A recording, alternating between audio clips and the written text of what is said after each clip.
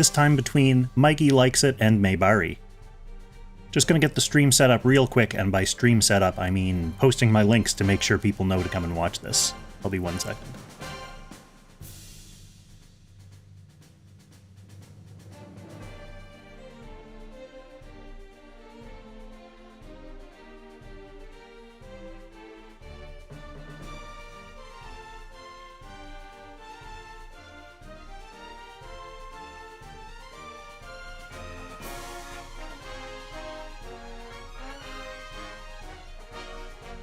It's important for me to make sure that I can load up the YouTube and Twitch chats and see your delightful and insightful commentary.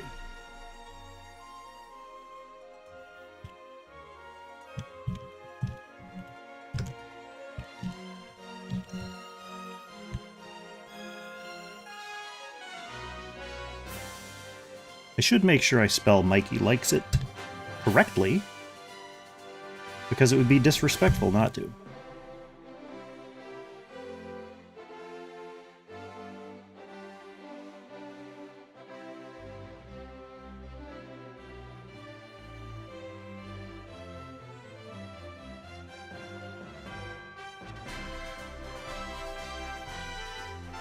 Alright, they were just checking to make sure I was ready to stream.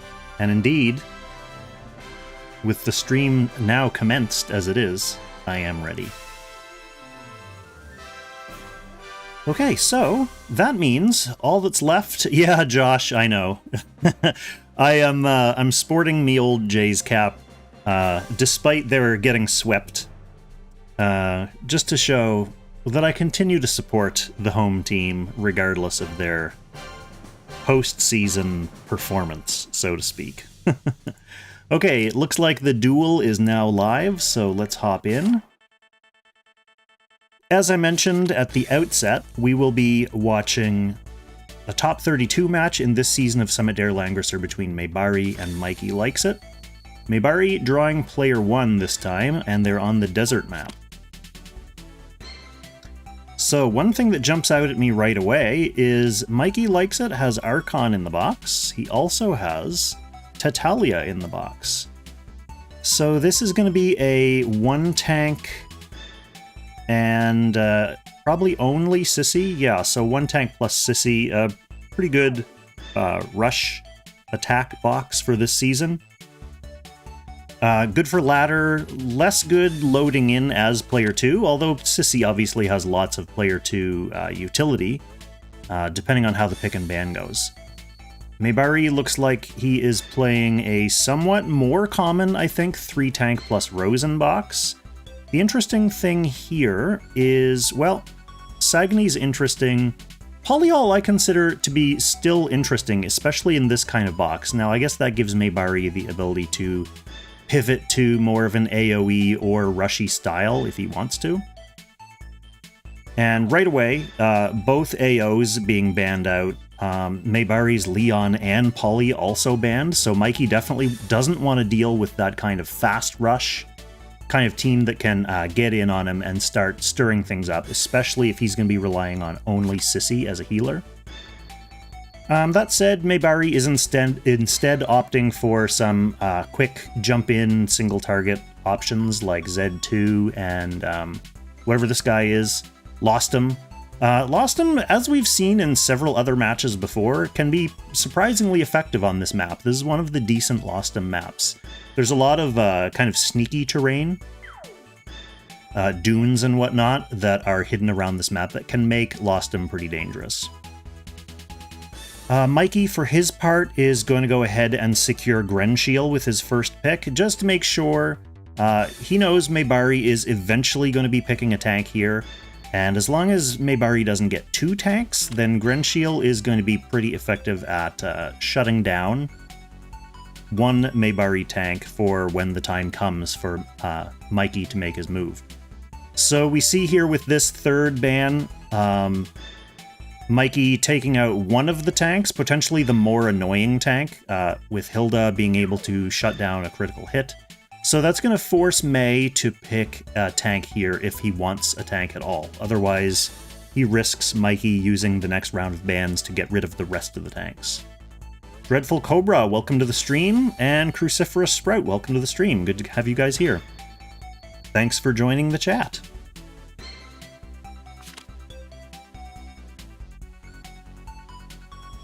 Okay, so Maebari taking a little bit of a risk here and getting another DPS in his own Grenshiel. Maybe calling the bluff in case Mikey doesn't want to burn an entire round of bans just on tanks. If I'm Mikey, I probably fall for this. Well, I probably do continue with my plan of banning the tanks. And then as long as I keep picking good DPS, I can potentially, hopefully, out-trade Maebari. Mikey not going for it though, choosing instead to ban out 2 more dangerous DPS. Mikey's a better PvP player than me, so it's probably a smart move. Annie is really dangerous if you're not going to end up with a tank. Mikey still had the option to pick up Lightbringer there, but probably didn't want to be forced into doing that if he didn't have to. Okay, and Maebari's banning out the Lightbringer now, so ensuring basically that it's going to be almost what looks like a 5v5 DPS versus DPS match.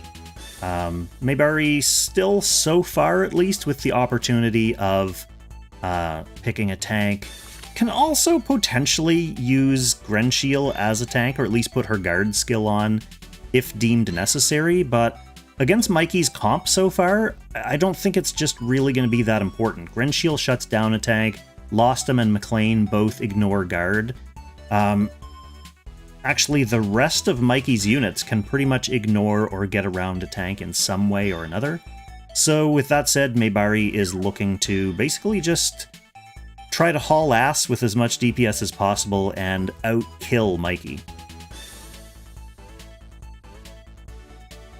Sorry if it looks like I'm kind of looking everywhere. I have YouTube chat right there, so if my eyes are pointed there, I'm making eye contact with you chatters on YouTube, like Josh, who is cheering for the Twins fairly unceremoniously.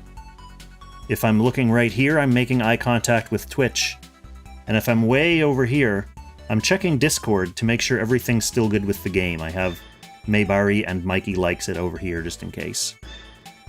Okay, so Maebari does get the Sagony, which is, I think, an exciting pick. And against a whole team of no healers, oh boy, Sagony and his owl, who I believe we have dubbed Al, based on Vice Lord's very charming accent in voice chat over the weekend. He kept talking about Al, and only then did I realize he meant the owl. So the owl's name is now, on this channel at least, officially Al. So with Sagony and Al, the range and potential for just like sneakily and safely picking things off while Mikey moves in, he can be an interesting pick. I kind of like the looks of this. That said, Mikey definitely has units that will enable him to get in. Depending on positioning, Archon can kind of sneak in as long as he can pull someone. And Lostum, obviously, as we already mentioned, quick on this map. Grenshiel always pretty quick. So yeah, we'll have to see how they manage to space themselves out. Both have Grenshiel, both have Lostum. Zerda can teleport, so her range is really contingent.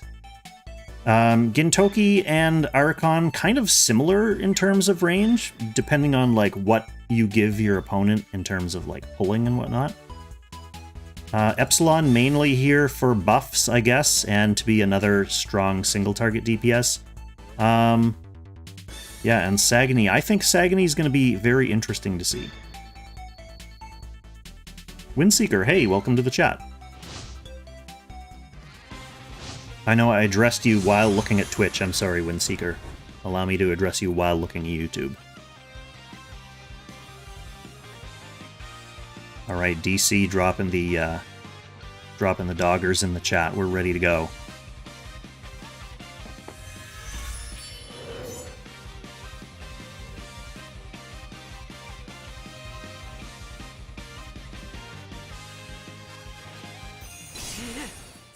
Okay, so let us take this opportunity to examine and investigate what we have.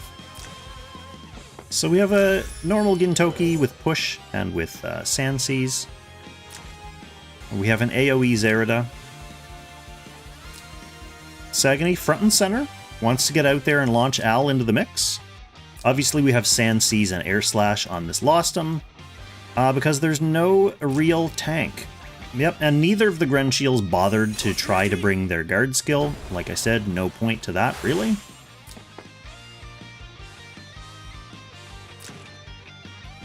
Everything else looking totally normal over here. Accelerated Aid on the Epsilon is the only thing that is notable, really, for Mikey's side.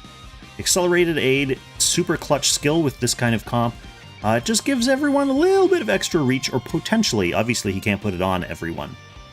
But whoever he does put it on, it gives him options.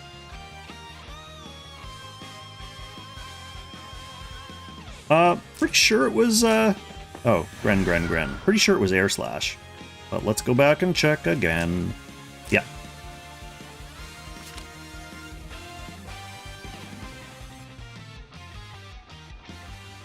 So one thing about these water tiles, they are not going to slow down Gren or Al. This Sagni has 4 move, which leads me to believe that it is a Boots Sagni. So he could come here, and what's Al's deployment range? Is it also 4? So, not hitting anyone on the front line with an AoE immediately, but after you move Al, like up to here, then he's got pretty much free reign.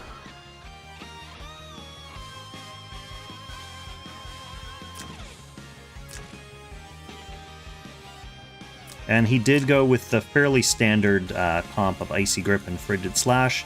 Sometimes you'll see with 2 single-target skills. Normally that's against like a Rosen Seal or anti-AoE comp. Although, you know, against this comp, having double single-target wouldn't hurt either, because it looks like Mikey is probably going to try to spread out. At least enough to avoid his whole team getting smoked by that Frigid AoE.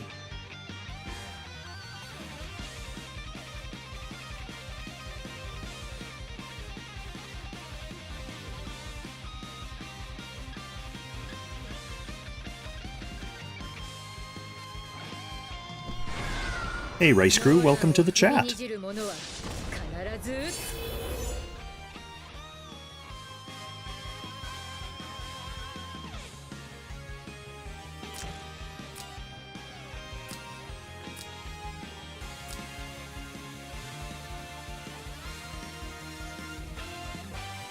Boots is the meta build on Sagni, yes. Especially important to be able to launch him as far forward as quickly as possible if you're attempting to get Al into the mix on turn 1.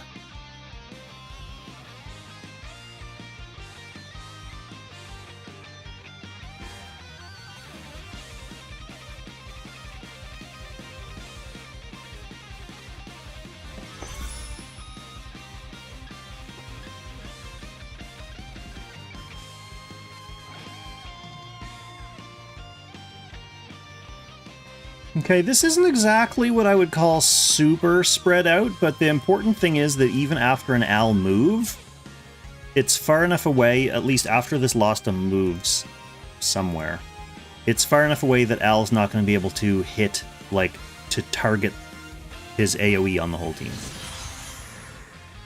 This is where Sagni's upcoming unique equipment that lets you reposition the Owl a second time is going to be super clutch, because you'll be able to move the Owl in. And then next turn, depending on how your opponent shifts around like this, you can like readjust the Owl's position. That unique equipment should be coming in January with the Andrew and Namiya update. And the main reason I know that is because there is a shitload of awesome stuff coming in that update. We're getting Owl's unique equipment, Tatalia's unique equipment. We're getting Oboro's center casting, and Licorice center casting.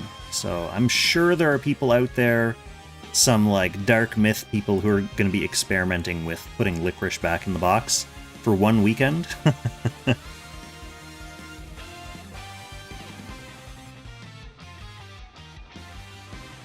Okay, so May did not bother to blow Owl at the end of the first turn because he didn't really need to. He knew that Mikey was going to be creeping around it, and he didn't want to waste Owl.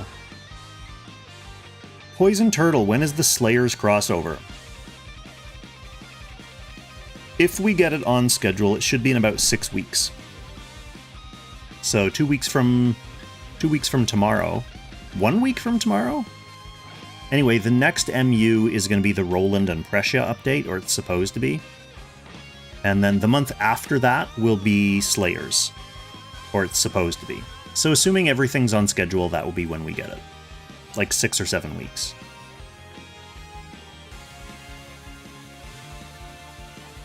Windseeker, at this point there are a lot of better heroes for the box than Sagni. Yeah, that's true. Sagni is, I think Sagni's a very interesting ladder tool because he can help you catch opponents unaware. Maybe not where Maebari, like I think Maebari's laying already, but down at least in Gold 3 where I am, Sagni is pretty interesting in that last box slot. Has it been off schedule before? Yes, in fact, Poison Turtle, it has been off schedule before a few times, and most often it has been around Christmas, like around anniversary time. I think it's happened a couple times that they've, like, reversed the order of banners because they wanted certain things to line up with the anniversary update. So it's pretty low % chance of that happening, but it could happen. I never like to say, like, guaranteed Lena's going to be coming on such and such a day, just in case Zilong tries to pull the rug out from under us, but more than likely that's when we'll be getting them.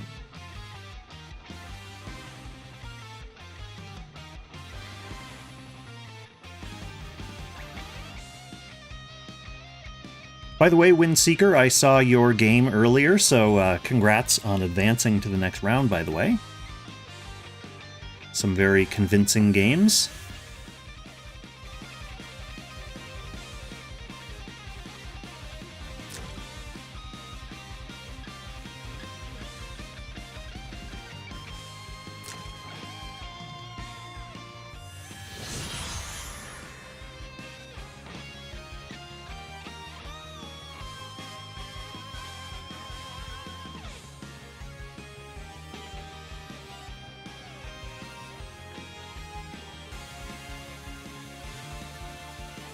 Maebari going to be patiently creeping his Lostum up, looking for an opportunity to pick someone off. This is an interesting... See, a lot of people have misconceptions about so-called rush teams, or full DPS teams. You can see we're dealing with 10 full DPS units here, and everyone is basically hugging this corner in the fog, this corner in the fog. Getting all DPS doesn't just mean rushing in on turn 1 and there's a big clash and then the game is over. Oftentimes these full DPS matches are a lot more chess-like and deliberate and paced than turtle matches. At least if you've got a turtle team, you know that you can creep up fairly safely with your 2 tanks and your 2 healers and get into the middle. In fact, you usually have to get into the middle fairly quickly, because you don't have much DPS, so you can't just, like, take out the other team. You basically need to secure that safe spot before the fog rolls in.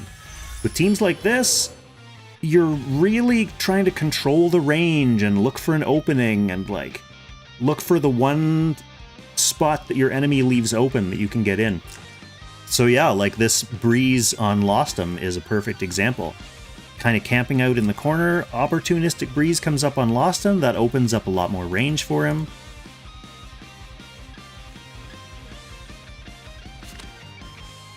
So if Maebari's units were out of position, a little bit further up, this Lostum could take that opportunity. In fact, he still could, really.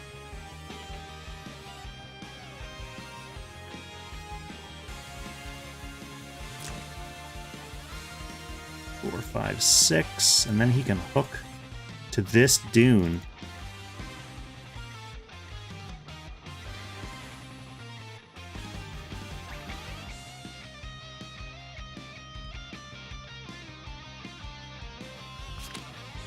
Well, one interesting thing that's coming up is the new accessory that basically gives you +2 or +3 mobility.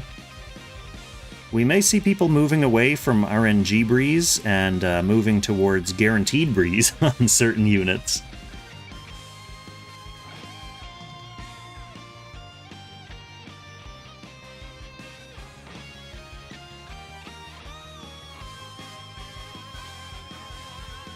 New accessories OP, let's just say that.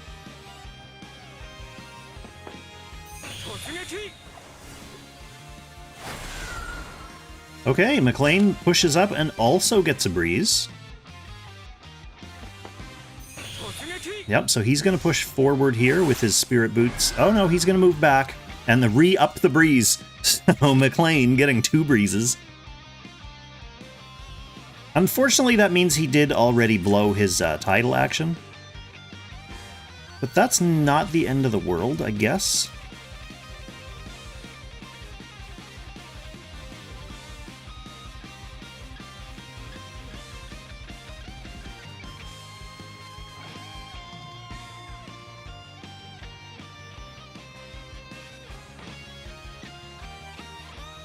This water is really to keep, well, I guess units like Sagani and Yin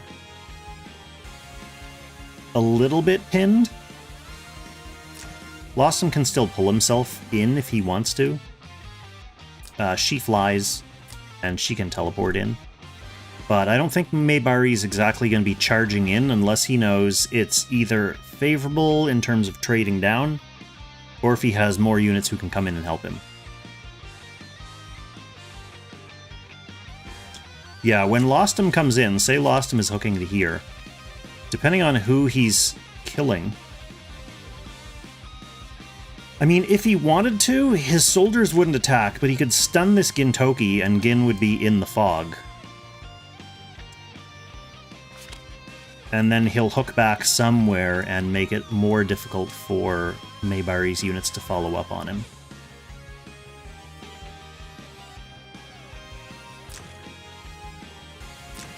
He can reach that, can't he? Assuming he hooks here?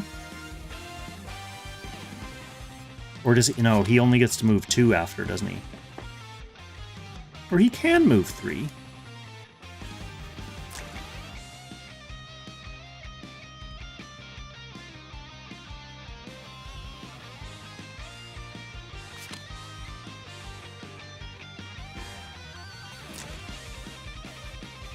Lost him for Gintoki would be a fine trade for Mikey, I believe. He has used up quite a bit of his backup time, though, already. So when the time comes to start making the moves... Alright, Maebari's going to go for the preemptive strike here. Rather than let Mikey dictate the flow of the action.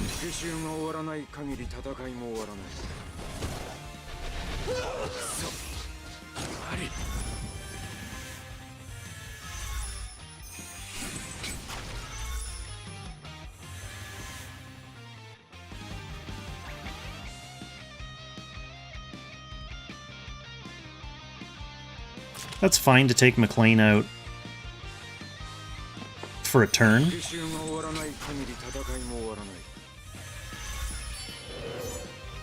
This basically body blocks the Lostum from getting in too deep, but Lostum's going to be happy to just come in and take out the Lostum instead. I mean, Lostum was probably his main target. Oh, he doesn't actually secure the kill, though. Stunned and brought down to 5%. Tops up his breeze again as well.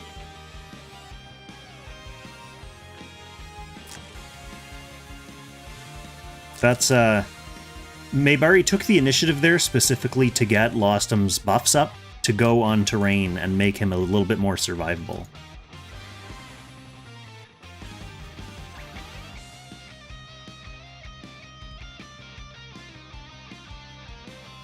That said, this Lostum is not looking too salvageable, but it is going to kind of waste another of Mikey's actions to finish him off. Sagni picks up a breeze there now.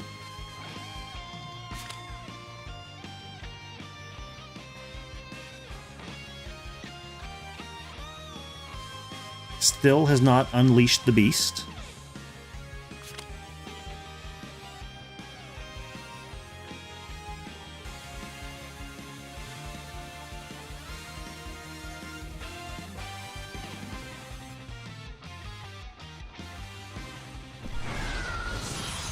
And Grenshiel gets a breeze as well. So who on Mikey's team isn't breezed right now?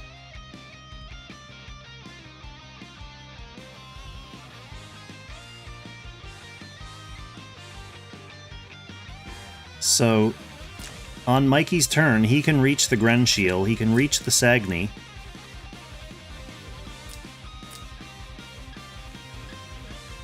I wonder if the Sagni can preemptively kill her. She doesn't have her Gren shield up, so all she has is her 30% M-Death, and 100% health, so he has no way of breaking that.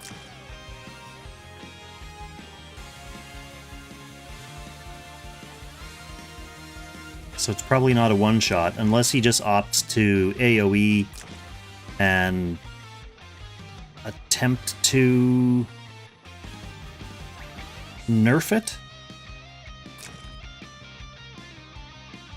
I mean, he won't be able to silence her, assuming she's on Bracer, but what's the other debuff? Can't act again? I'm looking at the wrong character. Yeah, so can't act again. That would at least make her unable to get all the way in.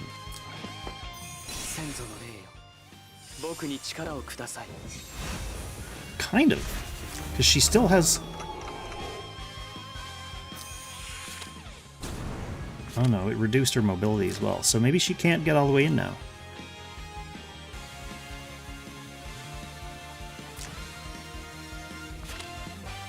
Let's see if Mikey forgets about this can't act again effect. I doubt it.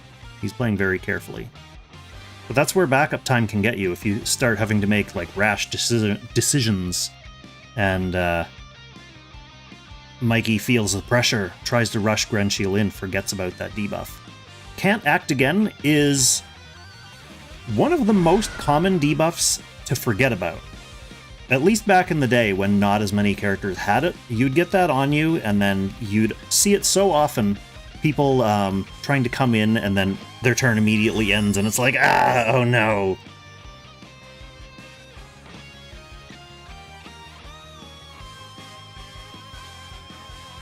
Thank you for the sub, by the way, Straw. A resub, welcome back.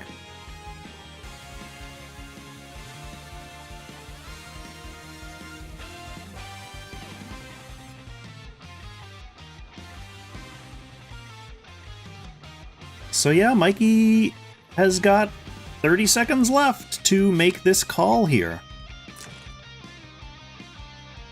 And really, what does he have? I mean, if he brings Lost Him in to tap this Lost Him and finish it off, he's putting himself in Al range.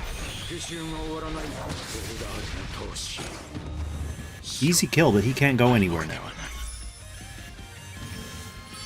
He is on defensive terrain, though.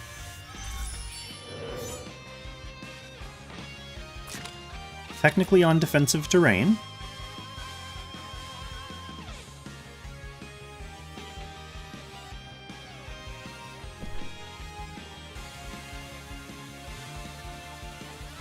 Balabar, thank you for the sub, by the way.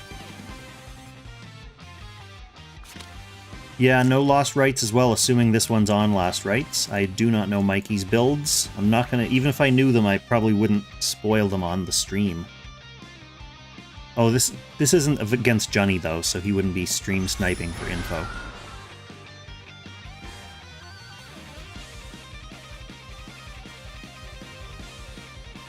That said, we will be watching a Junnie game after this. I know I don't have it in the title or the description, but one of the games that was played on Summit der Langrisser that no one had the opportunity to stream live was Junnie vs. Ozma. So I figured after this game's over, we could take a look at that one.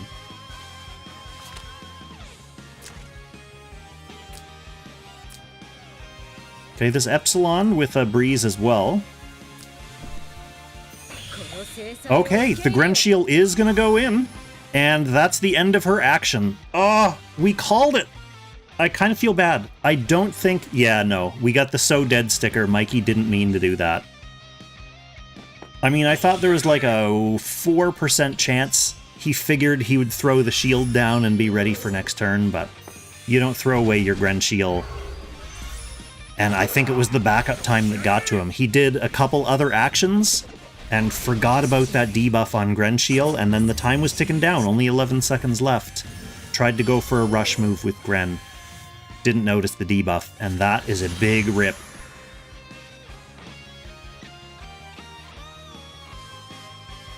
Rice Crew with the gifted sub. Congratulations, Dreadful Cobra, and welcome to the channel. Thank you for subscribing via Rice Crew.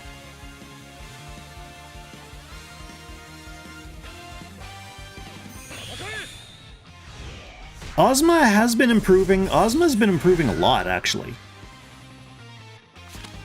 Rice Crew with another gifted sub for Cecil41. Rice Crew really working to maintain that hype train status.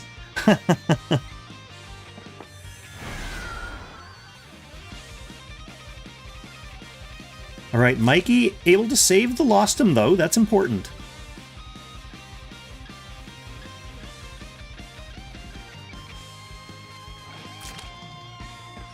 Epsilon's fine, he has enough mobility that he's not worried about being trapped in the fog.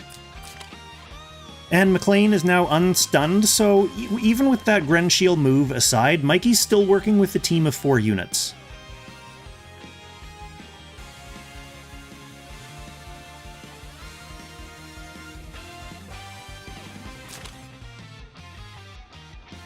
Zerida has a revive though, she can be very difficult to kill. McLean's revive already gone. So it's only the Archon on Mikey's side that still has revive. Epsilon has the potential to get his shield back, of course. He's going to be looking to re-up that faction buff soon, though.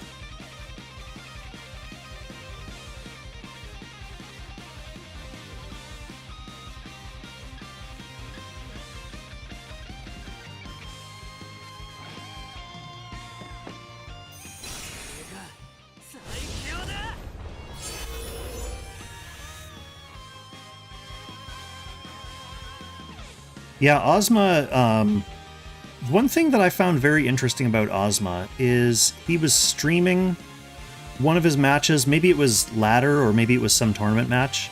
Oh no, it was his race to get to Lang rank or playoff rank last season, at the end of last season. I think it was on the last day. So he was just streaming in Discord, not like on Twitch or anything. And he was commentating on the match while he was playing.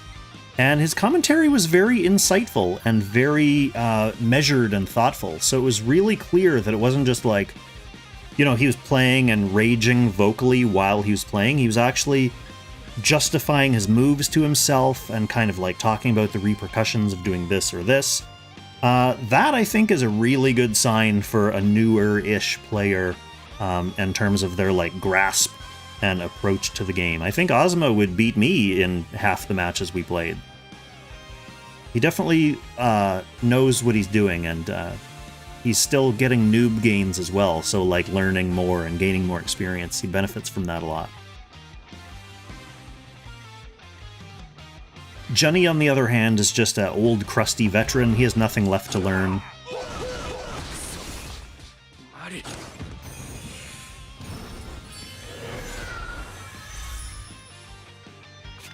Okay, so this Gintoki has really done his job. He's deep in the mix. He's a sturdy unit, so Mikey's not going to be able to kill it with just the Losum, most likely. I mean, I guess he could hook and get his stun back. But the bottom line is Mikey's going to have to invest some action resources into killing this Gintoki. But what Gintoki gets in exchange for that is this tasty Zeraball here, allowing some instant follow-up from Zerida.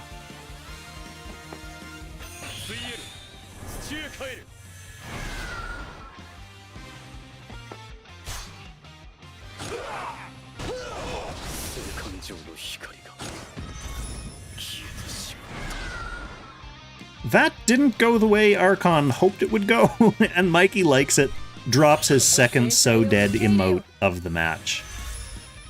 And indeed, I say with that, Mikey is so dead. Grunchiel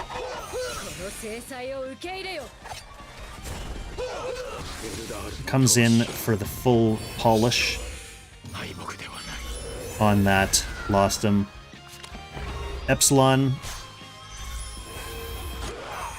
has to move out into the open. He can't hide in the fog if he wants to get this kill. Ooh, and that was close too. He barely got that kill. And so now we still have Sagni.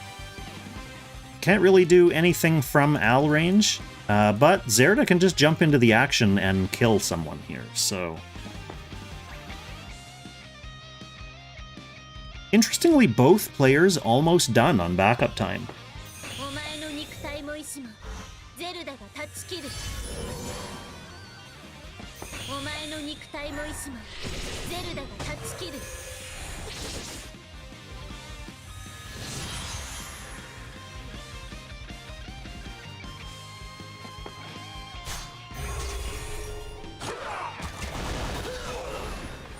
Oh no! I wondered if Sagni was going to counterkill there. No such luck. Okay, so that's it. Game 1 goes to Maebari. Decently convincing win there, although it could have gone either way. I think if MikeyLikesIt hadn't hurriedly thrown away his Grenshiel, then he would have still had much more in the tank for when that kind of trade fest dominoes started falling.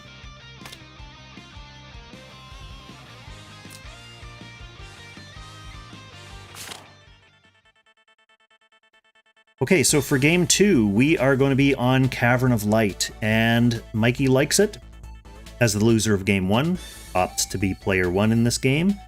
So let us take a look and see, when the time comes, if they're going to dip into the backup box. Howdy, LW Gaming. Welcome to the stream. Yes, Straw, chew, indeed. We got a hype train going, courtesy of Rice Crew, throwing around gifted subs like it's nobody's business. And in fact, it is nobody's business. It's between you and Rice Crew. So take it up with him.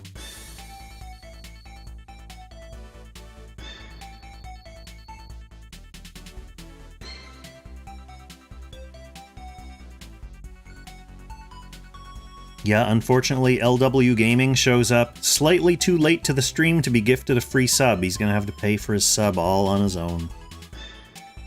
A shame. A shame. Unless there are any more eager donors out there. Okay, so the fact that both players are taking their time here leads me to believe that they are going to go to the backup box, and indeed, MikeyLikesIt is making enough subs to be kind of a mirror box to what Maebari was running. So he brought up Sagni, he brought up a Rosen Seal, and he brought up a couple tanks. Drops the Tatalia, we didn't even get to see her in action. And Maebari, for his part, is actually going the other way. So he drops the Sag and a couple tanks. He brings up a Sissy, which is going to enable a little bit more swift P2 pivoting. Bringing up Elaine, that's an interesting one. I would love to see Elaine in action.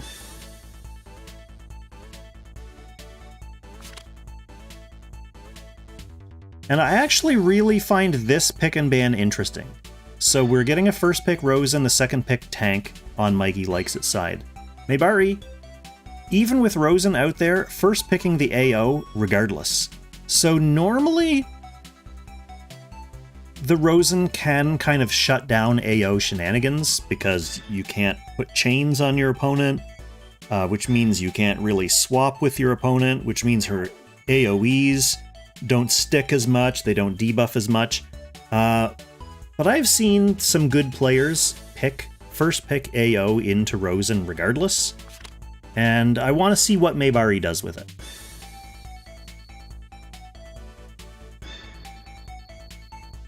So for second pick, he does secure a guard ignore. No doubt, Maebari has a strong McLean. McLean gets around tanks. E-Lane goes through tanks. We may see Maebari try to choose one of each.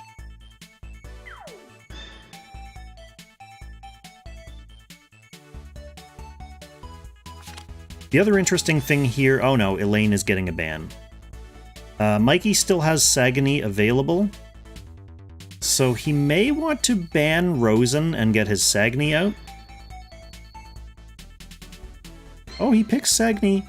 Maybe he's banking on Maebari not wanting to slow down his pick and ban by choosing a healer. Oh, but he does. I think that's a great pick for Maebari. I think if you've got Rosen... Like, he kept Rosen in the box, even despite that side box shift. And if you've got her in the box, it has to be because you're willing to pick her at some point, and there's no better time to pick her, even in a DPS-heavy pick and ban, than after your opponent has just picked Sagni and left her available. So having her on Maebari's side is gonna make that Sagni pick a little bit less effective.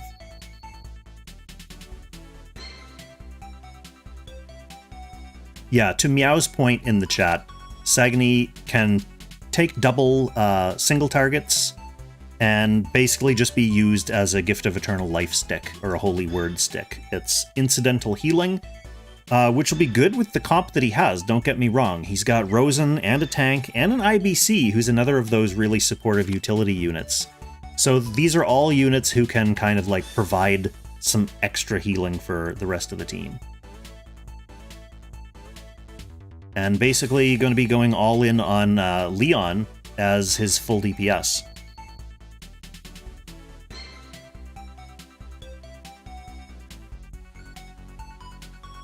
That said, even as full single target, Sagni still is a mage with a lot of range.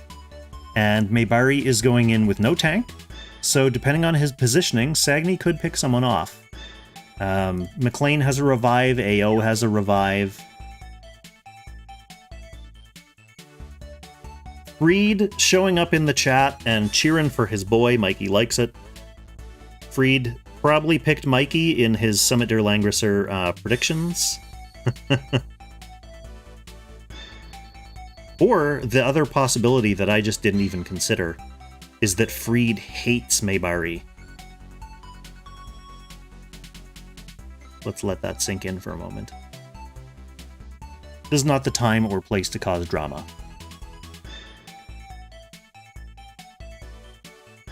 I think we've got people in the chat who just want to see a good competitive game. It's nice when it's not a sweep. Speaking of sweeps.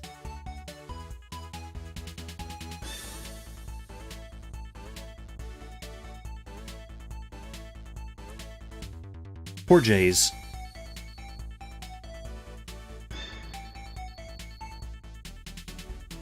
Okay, so I think Mikey has obviously a really strong tank push comp here. Leon is a great option for his DPS because he can get out there and get someone. He can kind of retreat back to the tank if necessary. His explodey bursts can make things like revives a little bit less reliable. He can scramble if Maebari's going to try to hide behind Sissy tank.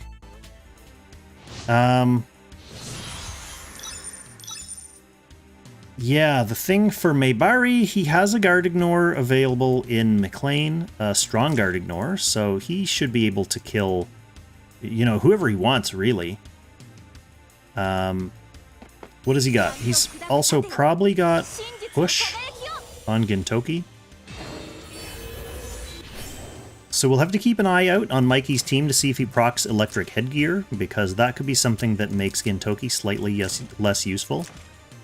And, yeah, predictably he's bringing the single target on AO.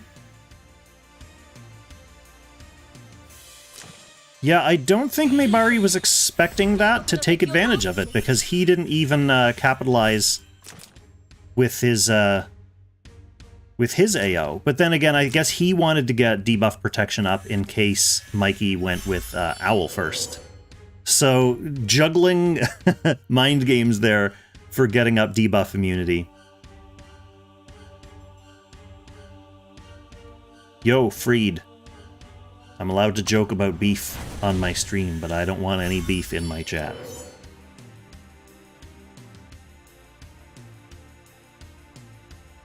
Yeah, Meow, that's a good point. Although I suppose the other thing, Maebari probably just didn't care about putting chains up right now because he knows that Mikey is going to be creeping in slowly enough.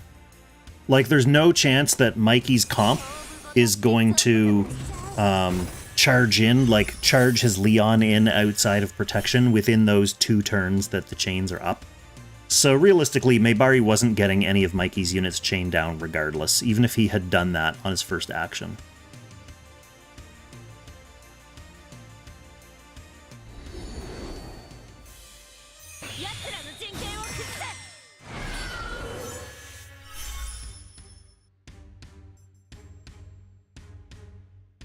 Let us take a look at that, shall we? Yeah, predictably, Sagni brought the double single targets. Leon went with Shiv and his 2 super skills. No need for the overall Cav buff. And both DPS skills on the IBC.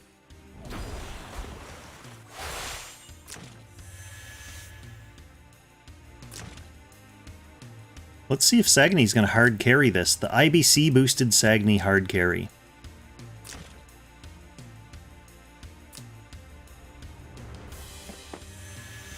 Getting into position. Oh, catching a breeze as well.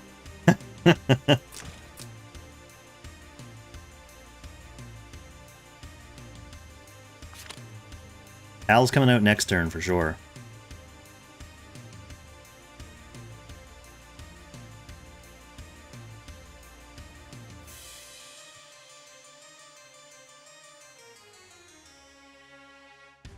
How you doing, Discord?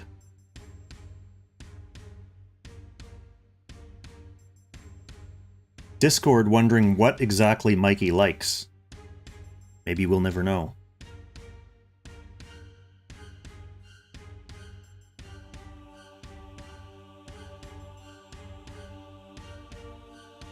Yeah, maybe he's just a big Stephen King fan.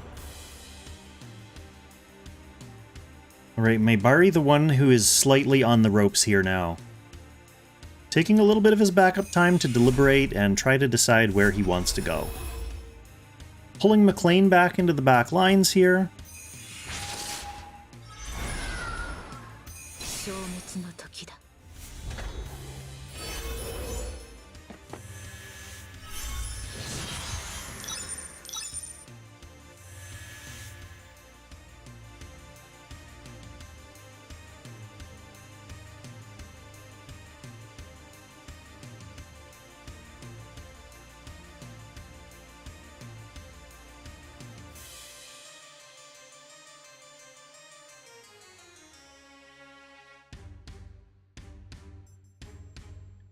Let's shift some things around here.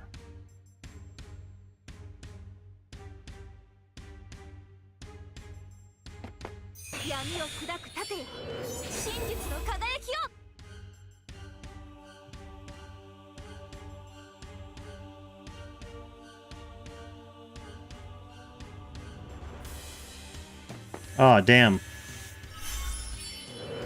ATN. I was hoping to avoid spoilers. Damn.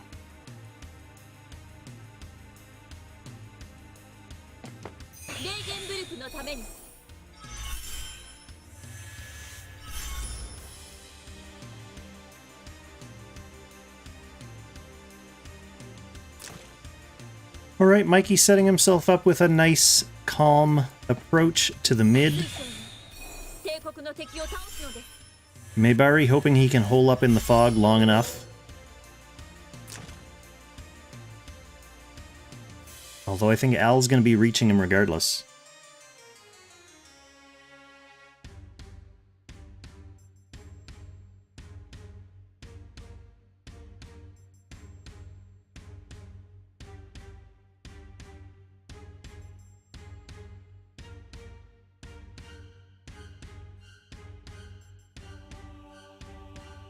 Lurk it up, Rice Crew.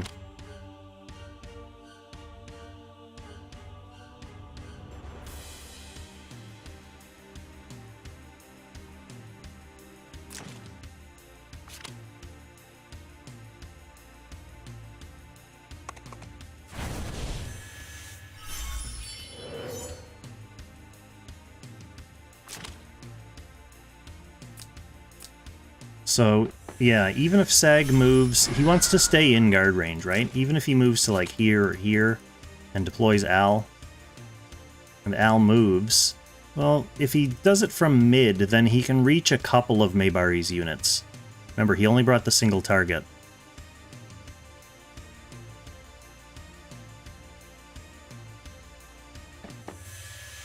I love how LW, like, talks to me as if I don't know about stuff that's happening in Langrisser.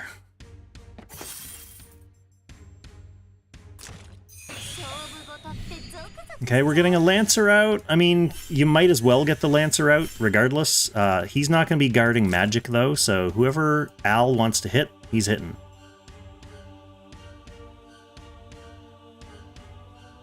As long as they're in range, obviously.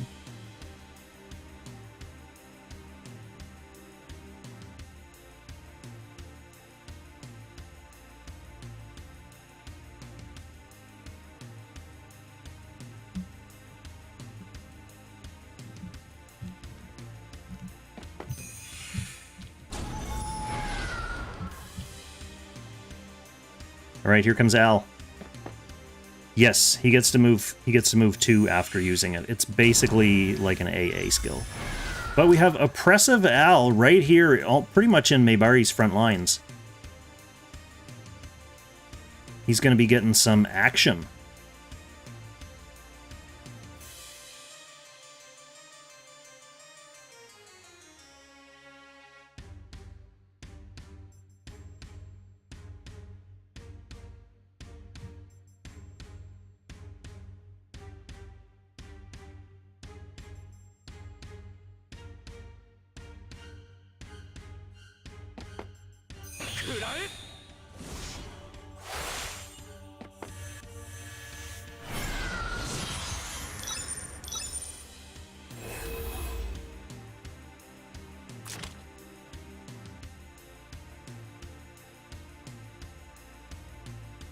Okay, this forward positioning of McLean is basically daring Mikey to take whatever action he's planning on taking.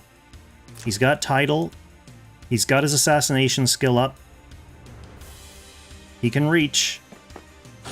Okay, he's gonna run Sagni back as far as he can. Oh, and he just insta-jib the Gintoki. Gin is now gone.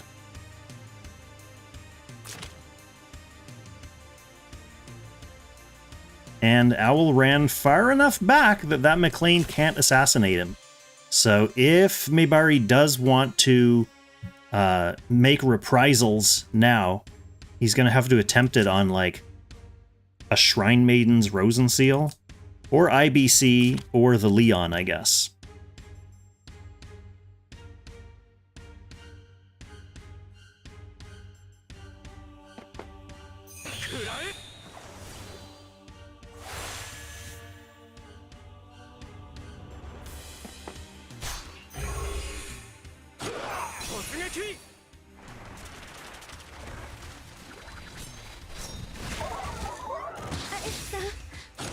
Should be an easy kill. It looked closer than I thought it would be.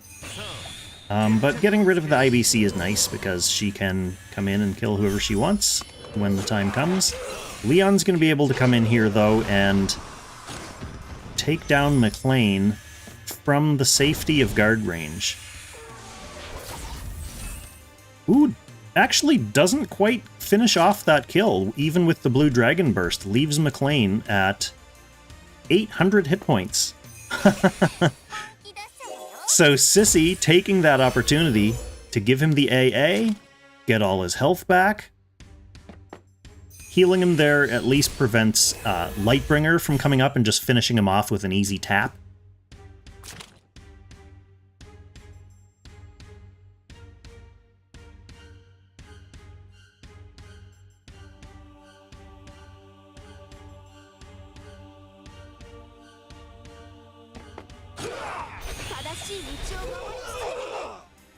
She's going for the easy tap anyway, just to put some damage on him.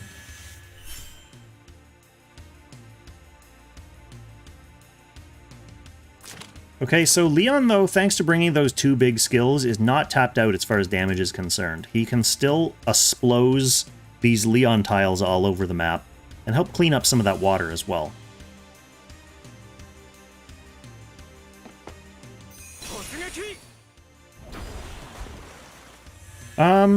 The blue dragon burst shouldn't be dependent on his SP class or non-SP class. So yeah, it'd be 2 rings with Balance Blade. So 2 rings is like here.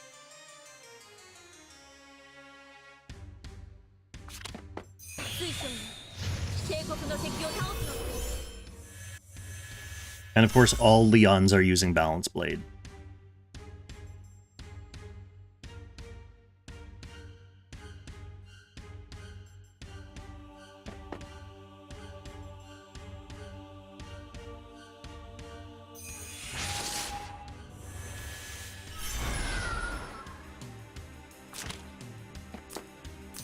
That was Breeze on the troop. Nice. The fastest Lancer in the West.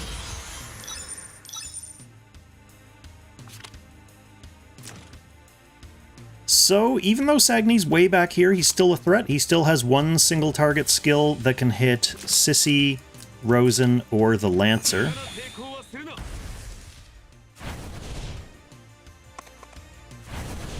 That Leon move was just, like I said, to clean up water.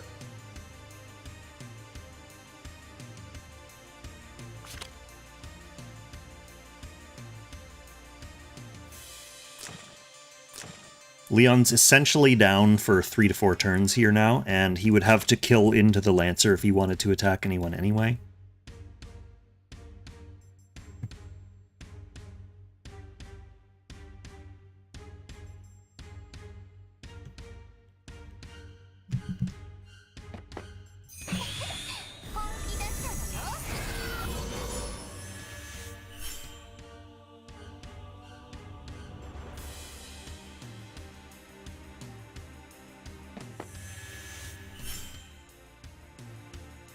How is McLean doing cooldown-wise? I mean, he's still 2 turns away from being able to use his title, but he has his assassin skill up. That was a valiant attempt. That was a valiant attempt. That said, we've got the Icy Thrust back, so Sagni's still going to be dangerous next turn, unless the owl disappears. How long does that owl last? Is this it? Already cast Snow Owl?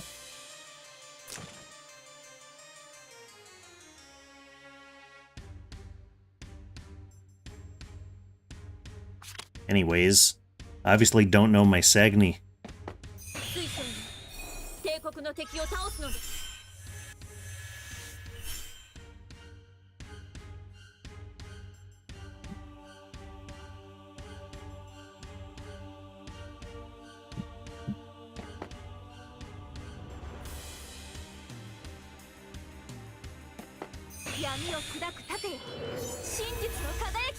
Mikey falling back. He wants to give himself more time to get some more owl chips. No, the owl definitely disappears. Dreadful.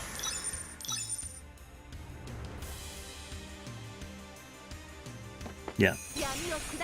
All gone. I mean, it's a good thing that the owl disappears, because otherwise you could basically strand yourself wherever your, like, early game positioning is, and you move him once or twice after his gear, and then he's just sitting there. This way, at least, the owl disappears, you can send out a new owl, and put him where it's more tactically appropriate later on in the game. Can owl live in the fog? That I'm not 100% sure of. Probably?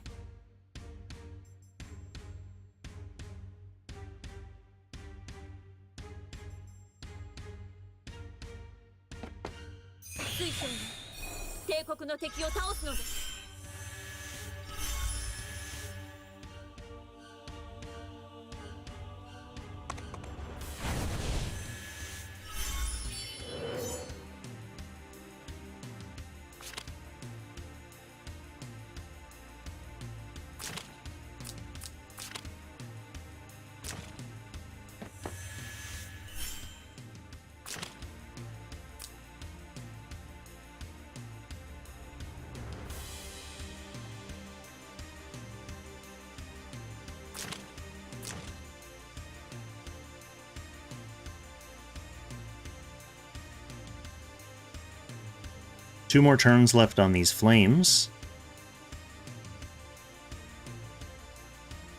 Maebari holding it together fairly well despite losing his Gintoki. I think a Gintoki for IBC trade-off does favor MikeyLikesIt slightly.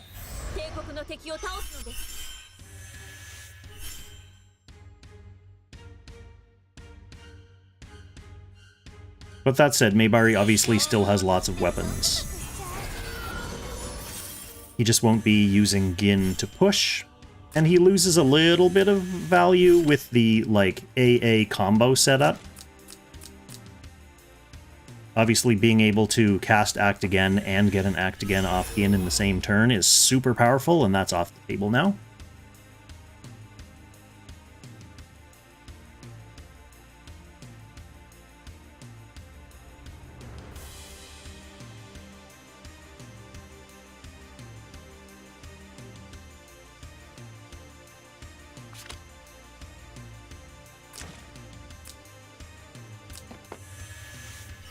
McLean, all skills available now, so he could clean this fire tile shit up if he wanted to.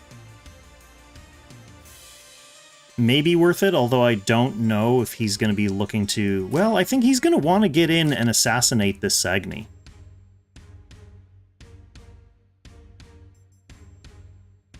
Sag should be an easy kill.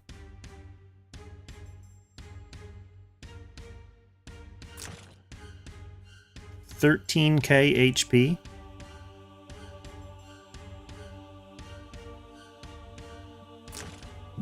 No Sorks, no fixed immune.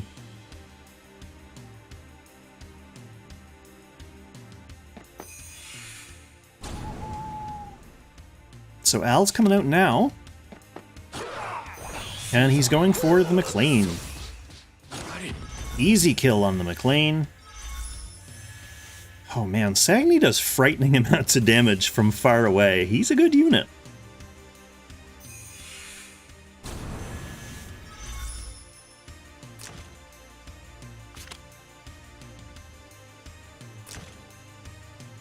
So McLean could reach if he wanted to. His first life is gone. He's going to clear some burnt terrain and get healed up first before he opts to go in. He may actually be going in with an AA here.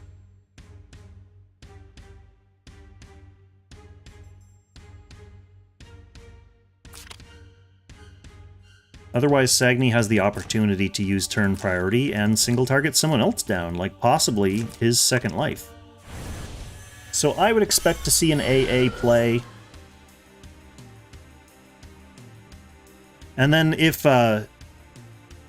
Mikey finishes off McLean's second life after that, it's just another trade, McLean for Sagni, and that would leave Mikey with his tank healer and 1 Leon versus an actual physical tank, kind of a physical tank, 2 healers and an AO. So, I mean, Mikey would need to figure out a way to get through Lightbringer and Rosen at that point, or Maebari would need to figure that out.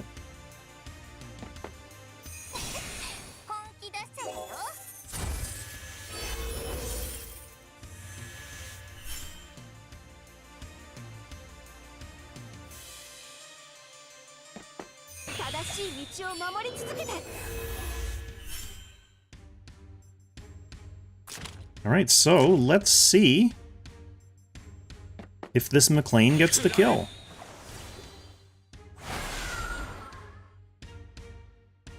Goes deep for the melee. I'd be shocked if this didn't kill.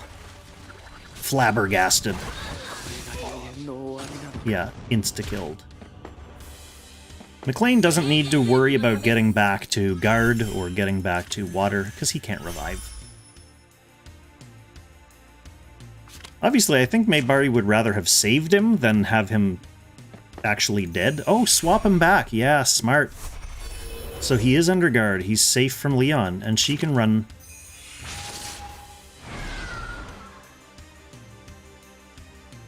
She can get back in guard range as well. Both players doing well with backup time.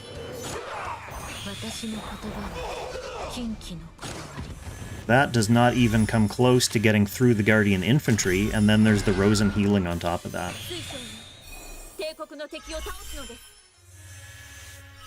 Well, I think Maebari's game plan is honestly now going to be just try to keep that McLean alive. Keep him guarded, keep him healed up, get his assassination skill back, and take out the Leon, take out the Rosen, and then just keep chucking damage.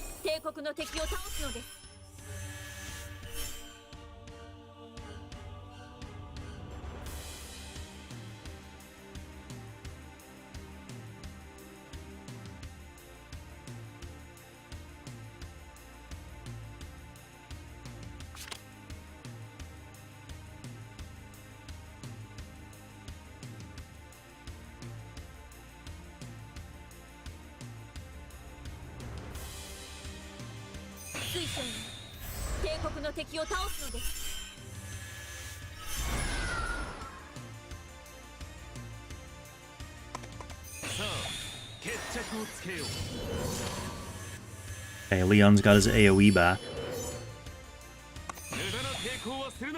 He's gonna dump it on Maebari's whole team. That's some damage.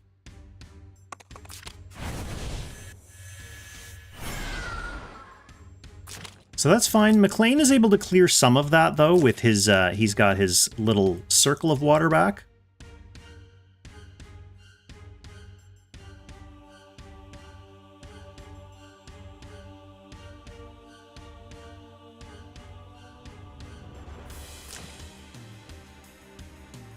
The other thing that's potentially scary for Maebari is Leon going for a scramble maneuver.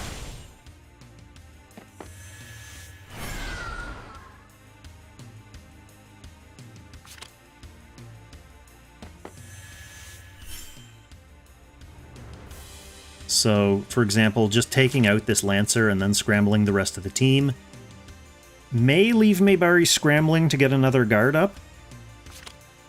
But we'll see what kind of scoop luck he has.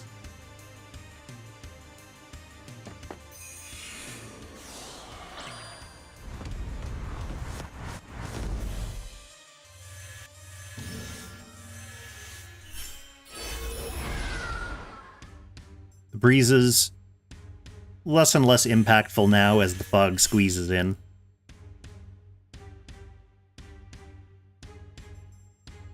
Game is interesting.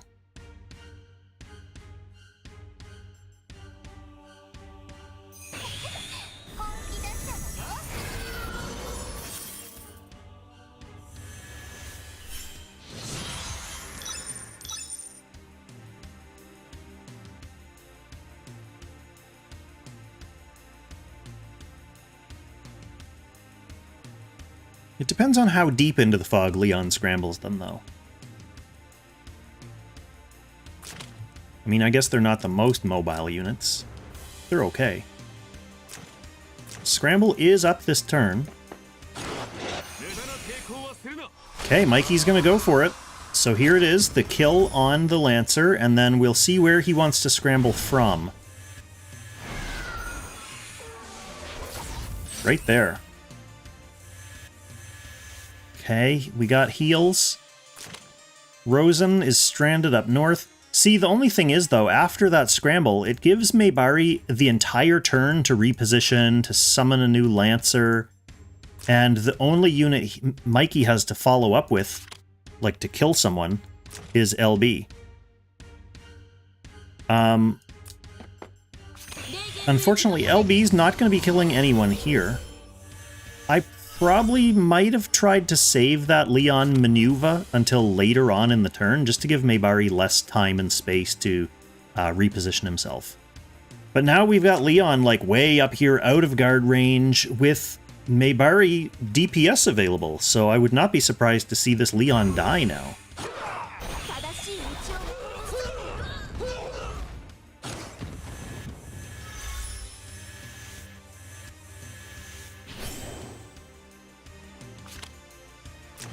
So Leon is stranded here, way away from guard range.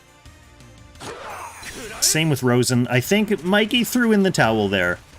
He moved his Lightbringer, he left Rosen up. That's an easy kill. All of his advantages are now gone. He's even almost locked out of middle. So Leon's going to be going down. Not necessarily to that attack, but I mean, Sissy could finish him off from here. Yeah, and Mikey knows it. Gives the thank you emote. And Maebari actually takes that one 2-0. After a couple games that looked very interesting, kind of tight, like they could have gone either way. And just as the games wore on, Maebari advantages started to build up and up and up. Game 2 especially, I think, really showcased Maebari's patience. Very interesting game. Mikey like it though. Mikey likes it. Put up a great fight, so congratulations to Mikey for making it to the top 32 again. And thank you for the excellent and interesting games. Congratulations to Maebari for moving on to the next round, so good luck in the next round. I'll probably see you as I'm streaming your game at that point. Thank you, Noob Smog, for the sub. We almost had another hype train going with Rice Crew throwing some subs around, and we got a couple new Prime subs as well, so thank you. Keep those coming. Like I said, we're going to have another game, but I have to take a quick visit to the restroom thanks to I've been chugging on this thing all stream. So I think everyone actually could probably use like a couple of minute break. So why don't I bring up Gizaroff here, and I'll take a couple of minutes, and we'll be right back to watch Junnie versus Ozma from earlier in this round.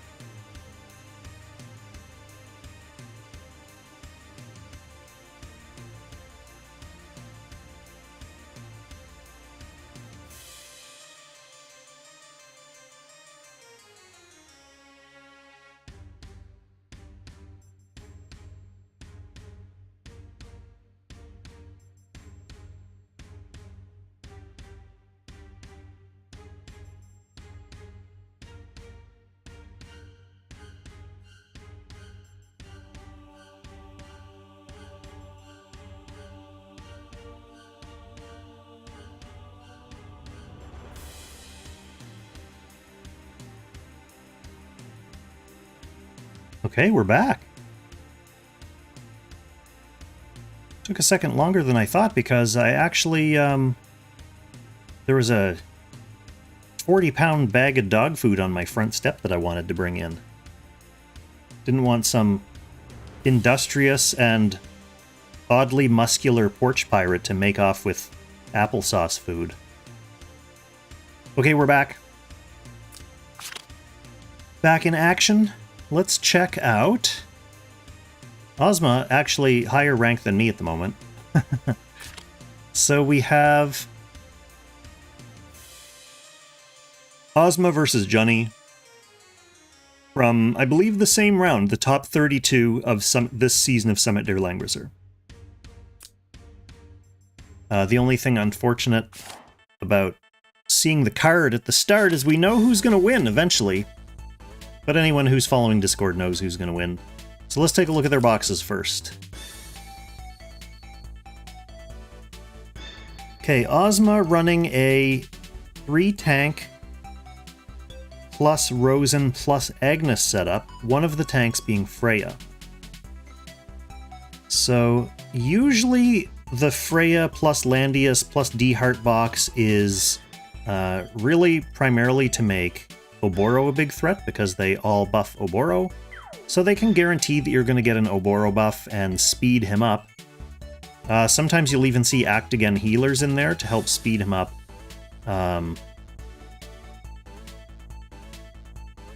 Even more. On Junnie's side, we have actually a similar box because he does have the 3... Oh no, he doesn't. He doesn't use Landius. So this is not necessarily specifically to buff his already buff Oboro. If you know Junnie, you know he has a buff Oboro. So I guess Freya's just in there because she's Freya.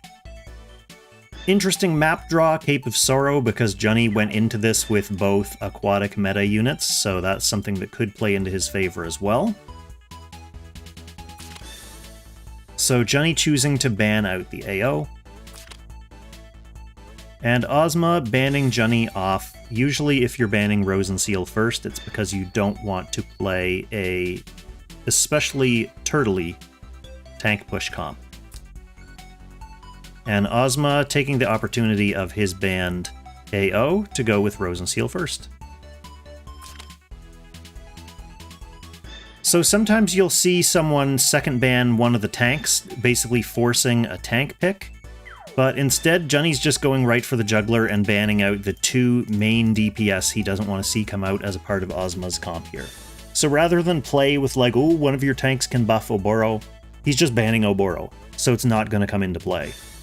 Literally me, is Freya that good? She's okay. I find she doesn't really survive anything, so she's not like tanky, but she does, like I said, she buffs some interesting units, Oboro being one of them. And she can counter-kill some interesting units, so I've seen a lot of Freya's counter-killing Leons. Mostly using like a reflective spiky build. They can also put some damage on like Z2 or Gintoki to hopefully weaken them enough that you can survive. Okay, Junnie gonna rub salt in the wound by first picking his own Oboro.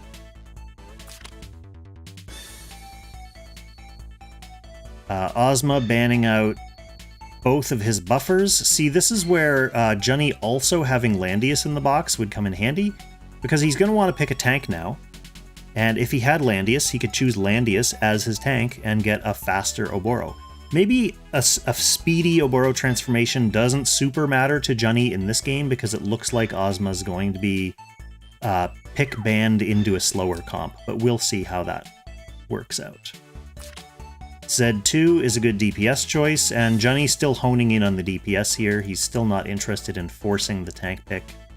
Junnie securing his tank second, he knows he has to.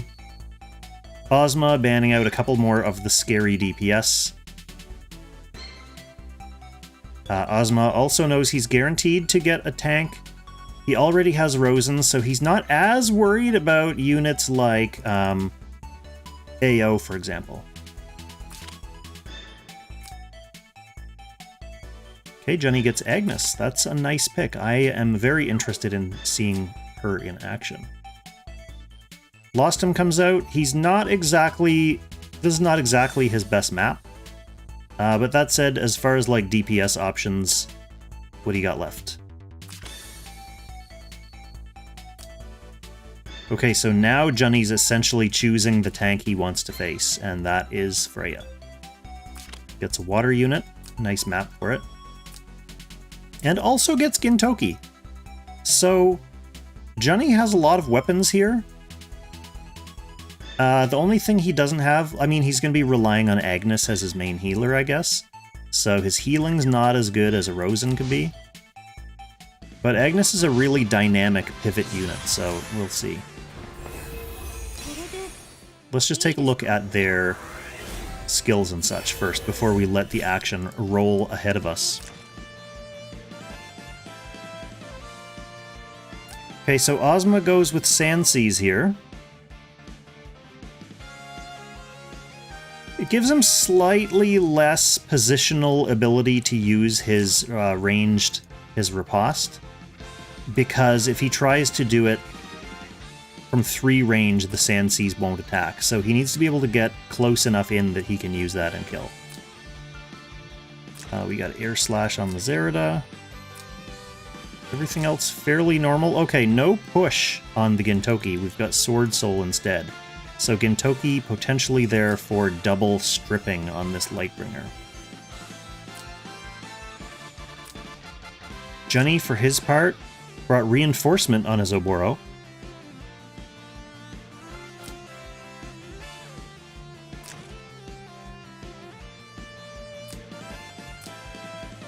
Everything else pretty standard.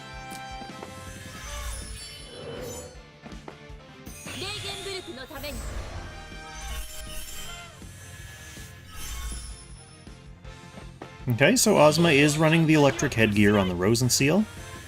That could come into play, because, yeah, and he's going to be hiding behind that tank. Because Junnie has this Archon, and Archon's not going to be able to pull Freya. Gintoki caught a breeze as well. That said, I don't think he's exactly going to be rushing out this turn at least.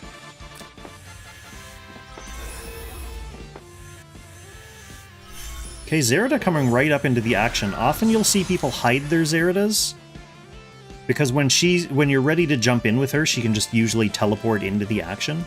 Maybe Ozma's thinking he doesn't have anyone to teleport to, so if he wants to get in and start things off with Zerida, for example, then he'd want to just be able to run in with her and teleport her to herself. He's also possibly not afraid of any of Junnie's units being able to kill her, even though she's up here, because he doesn't have any guard ignores as long as Oboro's not transformed yet. That said, remember, it was these 2 units who were electric headgeared, not this Zerida, so even without that breeze that Archon just got at the end of that turn, he could still reach in and pull her. He pulls her to here. He could go kill Lost Him or take her first life. Okay, so Ozma is going to jump with Zerida right away. So that was why he brought her up, because he wanted to run in and teleport her to herself. This is really just a way of stripping whatever he can off Lightbringer. Didn't think that would kill.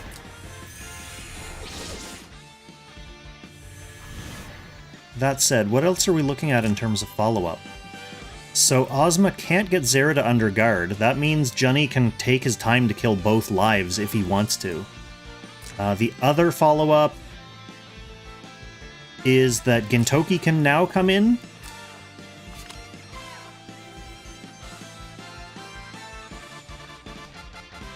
Her guard is still up, but he can, I guess, kill her. Yeah, she can't revive. So he could kill her with Air Slash.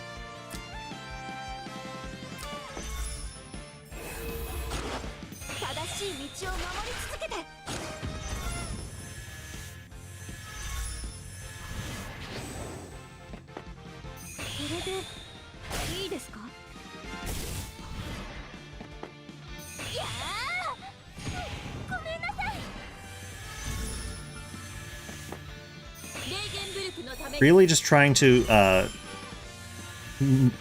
edge this Zerida down far enough that, like, the Archon. Oh, Archon's gonna go for some different action somewhere else on the board. Yeah, he wants this Lost 'em Dead, which to me makes sense. No, he doesn't want the Lost 'em Dead, he wants the Gintoki Dead. That makes even more sense. I just didn't think he could get all the way over there. Is he actually gonna be able to get the kill, though?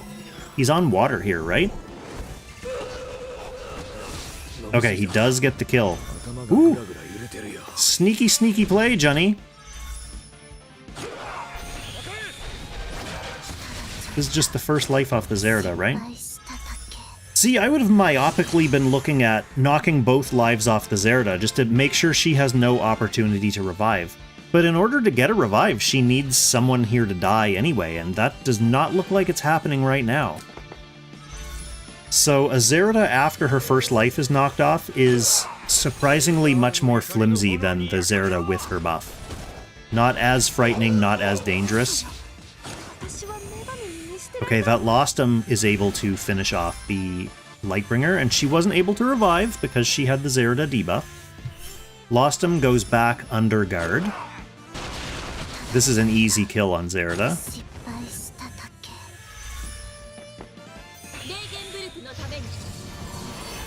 Okay, so we've got a guarded Lost 'em with a tank and a electric healer in the middle of the map. They're going to be looking for ways to kill that Oboro before he has a chance to get enough stacks to transform. His only real option is with Riposte, at least for now, and he can't reach with his Sanseas. So he could go here and he could reach with the skill, but it would only be Lost 'em attacking, it wouldn't be the Sanseas. Junnie's Oboro survives that easily. Meanwhile, Archon is hiding way up here, safe from prying eyes, safe from prying Lost 'ems. And he's going to be waiting for his skills to come back. That said, Ozma's team is fairly well insulated from pulls now, so the main purpose of Archon is going to be hitting stuff from this point on.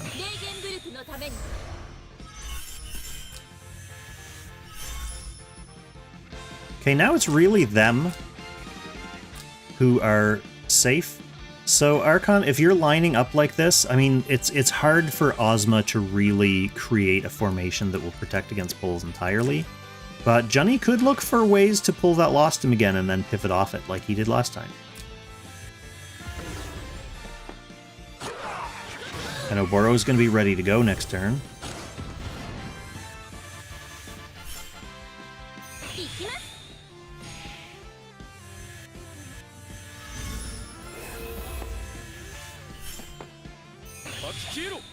Okay, Archon's going to be coming in just for a hit, as we said.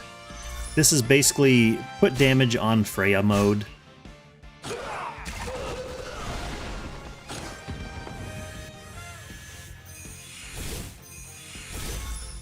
Oh, makes him burn his revive. Like I said, Freya is spiky, but she's not unkillable. So that's the other problem with her.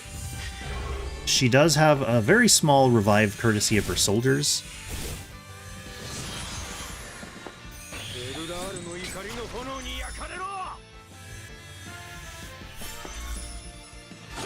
Okay, Lost 'em gets within 2 range and goes for the riposte on Oboro. Ooh, and barely doesn't kill him. That's just Junnie's Oboro. He's built to be thick.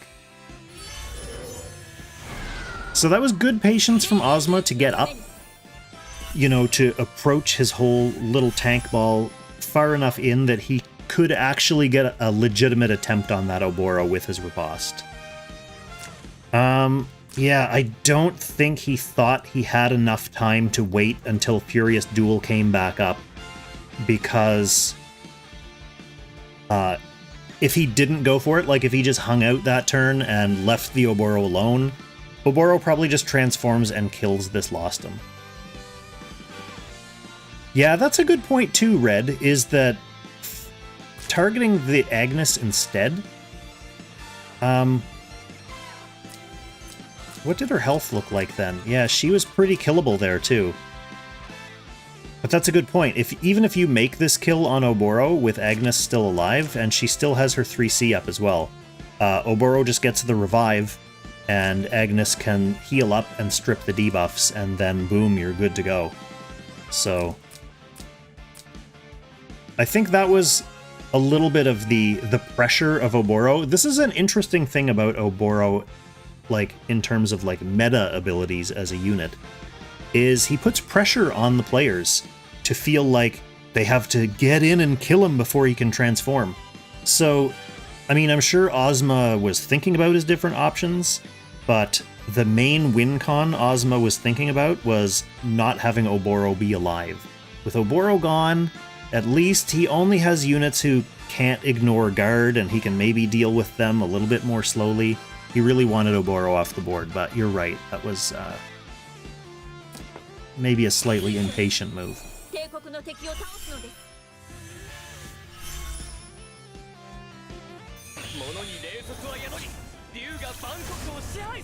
Thank you, Snip Diddy. I've had long hair for a while, on and off. Yeah, I mean, I'm the kind of stereotypical rocker. I played bass in a band for many years, with Tristan, actually, my brother Tristan. And then I went through a phase where I would like grow my hair out really long for a year or however long, and then I would cut it off real short, like buzz it, and then grow it long again. And I did the same with beards, like I grew a big long beard and then shaved it off. So it's a way of messing with people and keeping my life interesting. So we're moving on to game 2. We're on another water map, interestingly enough, with Junnie as player 2 again.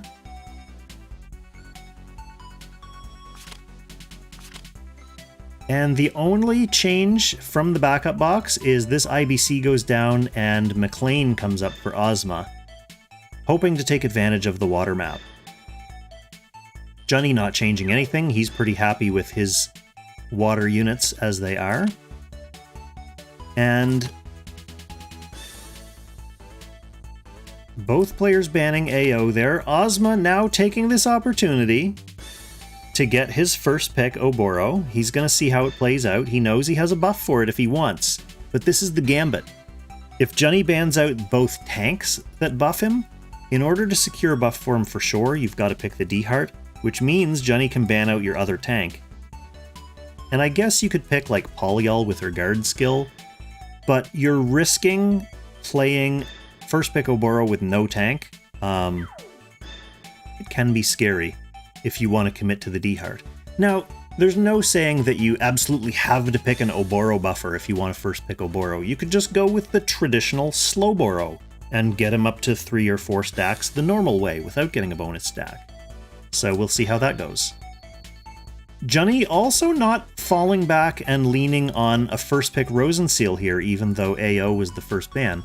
He's going to bring out Grenshiel right away, probably figuring that Ozma's going to try to pick a tank.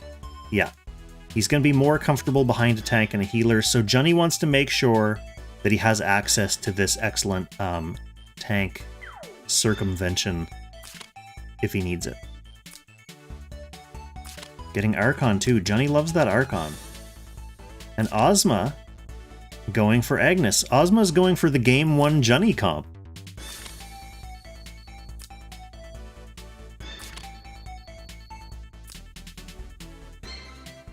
Okay, so Junnie knows that he's going to be guaranteed a last pick tank, so he picks up Rosenseal 4th. Kinda surprised. Kinda surprised that Ozma allowed that. But I guess he had a lot of DPS to ban out. It also makes his Annie pick slightly less impactful, because she can't really pivot to AoE here, and against the right tank, I guess depending on which tank he bans out, if you've got a tank and a healer, Annie is slightly less dangerous. There's also no units left here other than Lostom if Lostom comes out, who really benefit from her portals a ton.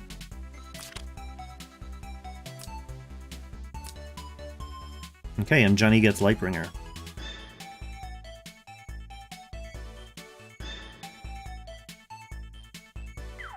Okay, so from the looks of things, Ozma's win con... I mean, his Lostum can do stuff on this map. There's some stuff to zip around to. D-Heart is pretty killable. Grenshiel can be killable depending on how your Lostum is built. Bearing in mind that Ozma has a newer account, so he may not have like a super stacked flyer killer Lostum. Other than that though, he's gonna be hoping to get that Oboro transform and then Oboro to start eating stuff on Junnie's team. The difficulty of that though is that while he's doing that, he only has one tank, which means that it's much easier for Grenshiel to shut her down with the Gren Shield. And then he can start picking away at exposed units with a mobile aquatic Archon. D-Heart, lots of range on this map. Yeah, let's see how it plays out. First, we'll take a look at skills.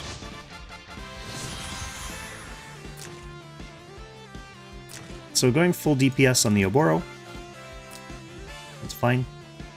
We do have the Wind Blade, but Crystal Warlocks, no archers.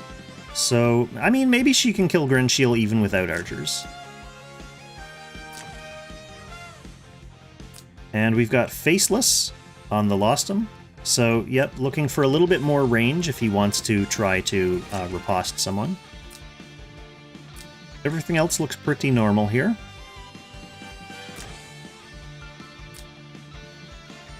Oh, interesting. Junnie goes with the Holy Shield Bash. Maybe expecting some of his units not to survive the day. Okay, everything else pretty standard.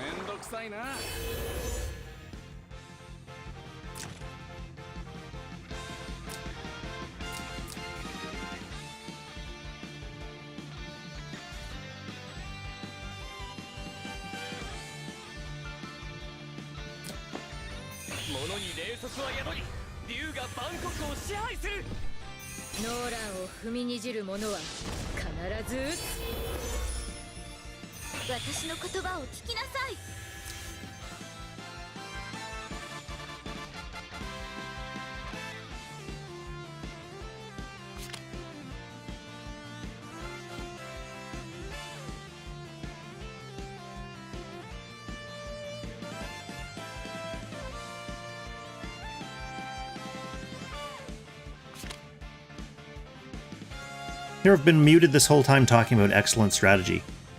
At least it was just since that last beverage.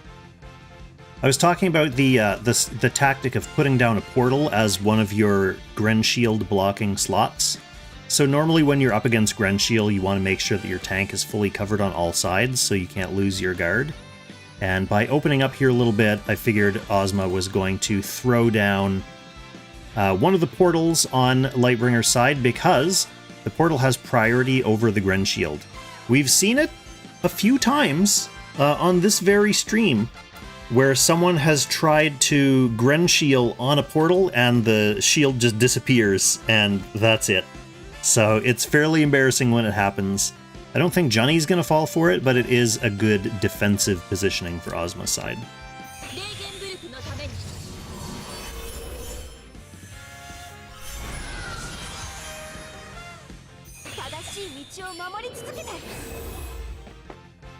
Okay, so Junnie is going to open the proceedings, running in with D-Heart, probably going after... Oh, he's going to try to go for the Oboro right away. Testing Ozma's build, and finds him wanting. A mean thing to do with D-Heart, because that extra little proc of fixed damage kills off the Agnes revive. So even having Agnes there, not good enough. Oboro down. That was really just kind of an unfortunate consequence of Ozma feeling like he needed to have his Oboro this far up because he didn't have a buff to speed up his transformation.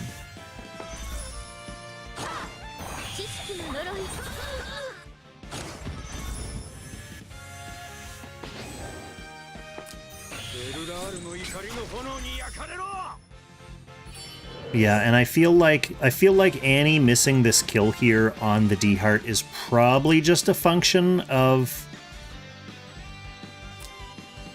Ozma's account strength. But either way, like, your Oboro's down and your Agnes is stunned. That is pretty far on your heels for this phase of the match. We got a little spoiler, though. We know that Lostum's going to be going in to attempt something. Archon is out of guard range, so he's 3C'able. But let's see if he wants to try to go for the unshielded Grenshiel instead. Yeah, that's exactly the thing too, Red, is being on Warlocks doesn't help super much. You mean Junnie's outdated build on the D-Heart? What is that, just from... Oh, you mean having the Arcane Battle Garb instead of, like, Tiamat or something like that? Okay, so Ozma does opt for the 3C on Archon.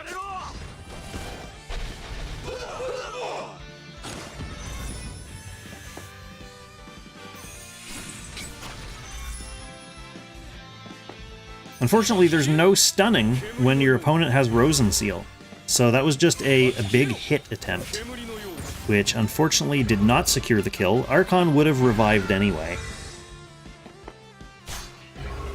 And this Lostum is going down. His electric headgear effect wore off because of his previous, like, 3 actions. Alright. And there is the other Agnes revives. So those Agnes revives are now gone.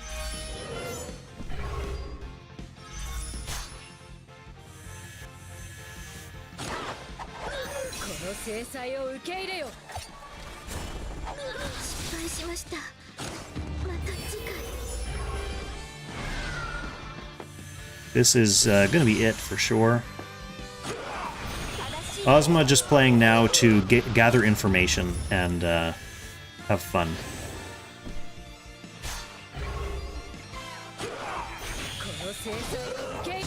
Oh yeah, and I mean, Ozma knows it's over, but he's not going to... I don't think Junnie considers this bad manners for him to stay in. So let's just scroll back a little bit and see what we think Ozma could have done differently. Although, honestly, the Oboro dying is really what opened him up. Like, if nothing else happened...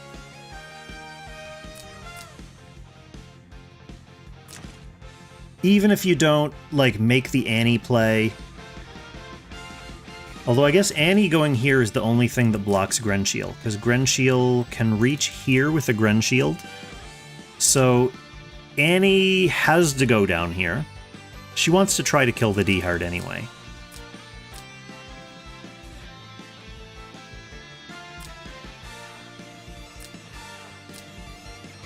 Junnie moves up the Lightbringer, which is fine, because it doesn't commit the Grenshiel or the Archon yet. Yeah, unfortunately, with this Agnes being stunned, there's really no way to prevent Junnie from breaking your formation now. Because if you just hang back here with Lostum, the electric headgear wears off, and Archon can just pull you out. So Ozma pretty much has to do something with the Lostum. He knows that his Lightbringer guard is going to get opened up regardless, so he has to do something with the Lostum. And this is why we have the attempt on the Archon. In hindsight, maybe not the best action, just because, as we know, everyone's immune to debuffs, so the stun's not going to go off regardless. Maybe you try to kill the Grenshiel. Archon... Without being stunned, he's going to revive anyway. Like, even if you're lucky and super strong and you manage to get the kill, he's reviving, so that's not a huge deal. Maybe you try to kill the Grenshiel. That said, she's buffed, like, buffed to hell. She's got a defensive buff, she's got a damage taken down buff. If this is a Slayer's Emblem Lostum with snipers, like archer troops, instead of this... Maybe you can still kill that. Maybe not. So, yeah, I think if you had brought different troops, and if you're on Slayers, then you try for the Grenshiel at least. If you know that your Lostum's action is going to be fruitless, try for the Grenshiel over the Archon. But that's pretty much the only thing. Like, all of Ozma's actions here made total sense. He needed to go with the Annie. It's just unfortunate that he didn't get the D-Heart kill. He needed to go with the Lostum. Yeah, you're right, Jack Lees. I mean, if you're facing them, you need a bunch of electrics. The problem is one of Ozma's electrics is stunned right now, so he can't even really do anything about that. And not to mention, I think Junnie had Grenshiel first pick, Archon second pick? So he didn't give Ozma much of a chance to ban them out either. So yeah, some unfortunate stuff going on there. And now Lightbringer is wide open for Grenshiel to come in and kill whoever she wants. And this is about where we were before. So Ozma being left with just the Lightbringer and just his Agnes. All Agnes's revives are gone. I suspect this is the end of the match. Yeah, exactly. So unfortunate situation for Ozma, but once he was in the game, like at that point with his Oboro dead, that was pretty much the straw that the whole team started falling apart. Once that Oboro was dead, though, everything Ozma did made sense. It was just like a fruitless uphill battle at that stage. Yeah, that's a good point. 251 is putting Iron Helmet on there and like hoping that it procs. Definitely, like, even the 50% chance would have brought more value over the 2 DPS skills that you don't get a chance to use, right? Maybe didn't even need 2 DPS skills anyway. If you're sitting behind a tank and a healer, hopefully the ideal situation is you can get your Oboro transformed, kill a unit, and then, like, turtle up until Oboro can kill someone else. Ozma unfortunately didn't get that opportunity. So that was pretty much just an example of Junnie picking the right units early, going in to get that early pick on the exposed Oboro, and then all the rest of the pieces falling into place for him. So congratulations to Junnie for moving on. Great games from both players. Congratulations Ozma on making it out of the group stage for a new-ish player. People are going to just keep talking about Ozma as though he's a new player. He's been around long enough. He has lots of experience. He was in the playoffs last season. He knows what he's doing. Let's stop cutting him so much slack. But Ozma, congrats on making it into the top 32. Great showing from both players. And I will catch you all in the next Summit der Langrisser stream. Actually, I'll probably catch you in the next Carrion stream, because I'm planning on continuing my spooky Halloween fest tomorrow evening with some more creepy goo ball killing a bunch of defenseless scientists. So tune in for that. If you're not already subscribed or following on either my YouTube or Twitch, do that now so you'll get notified when I start streaming, and I'll catch you in the next one. Happy Langrissing, everyone.